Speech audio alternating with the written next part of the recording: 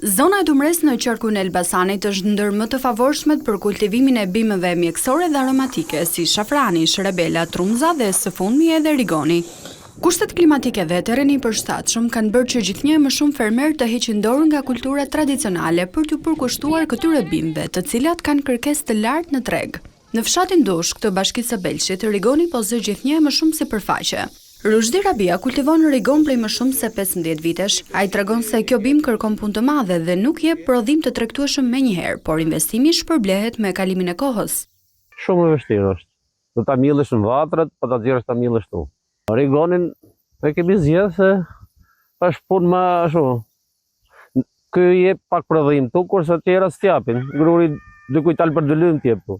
Rigoni ka nevojë për rreth 3 vite që të arrijë prodhimin e plot. Fermerët kanë nisur përgatitjen për sezonin e korrjes dhe shpresojnë që këtë vit çmimi të jetë më i lartë.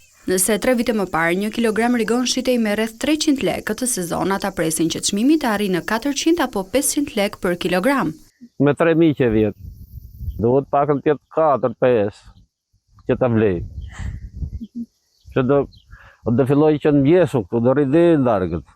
Da korë, da shtjel, da maj, da hapën vapt atje, da shi. Ka punë, do situr.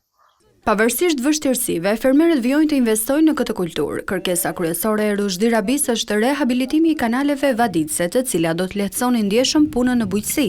Ja, se s'ka ujë vaditje, se rrini këtu, do të kishe ujë vaditje. Po, do të bish ujin, ta ketë ara, ketë vadisi tjetri. Fal kushteve natyrore që ofron Dumreja, interesi për kultivimin e bimëve mjekësore dhe aromatike është në rritje nga viti në vit, duke i dhënë një zhvillim të ri bujqësisë në këtë zonë.